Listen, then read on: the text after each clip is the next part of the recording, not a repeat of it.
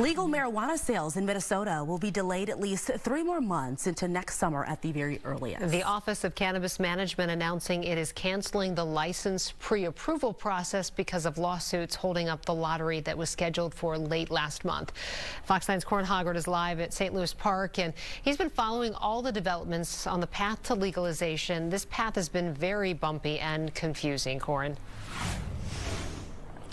Yeah, Kelsey and Simone, from hiring a director who then resigned just days later to losing legal battles and lengthy reviews, this state will now be the 3rd slowest to go from legalization to legal retail sales. The soonest scenario at this point is June.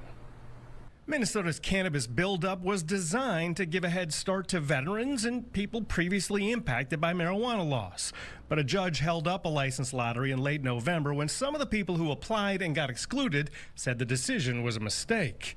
Now, the Office of Cannabis Management says it'll skip the early lottery and wait for months to review all applications. A protracted period of uncertainty is an unacceptable outcome that could diminish the opportunity for social equity applicants to succeed in this market. 648 applicants were ready for good news and got rolled over instead.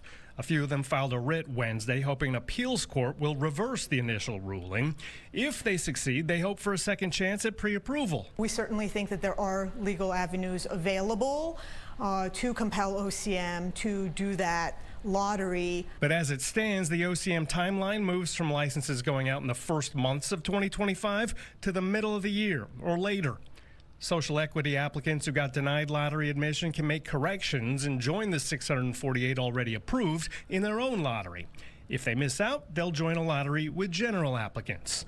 Those lotteries would come in May or June, more than 2 years after the state passed its law legalizing recreational cannabis. In Minnesota, we decided to prioritize a small business, local cannabis economy.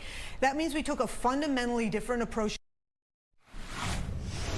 And Director Brenner told me that even the businesses that do get licenses in that lottery will still need to pass inspections afterwards, so it could be weeks or even months before they open.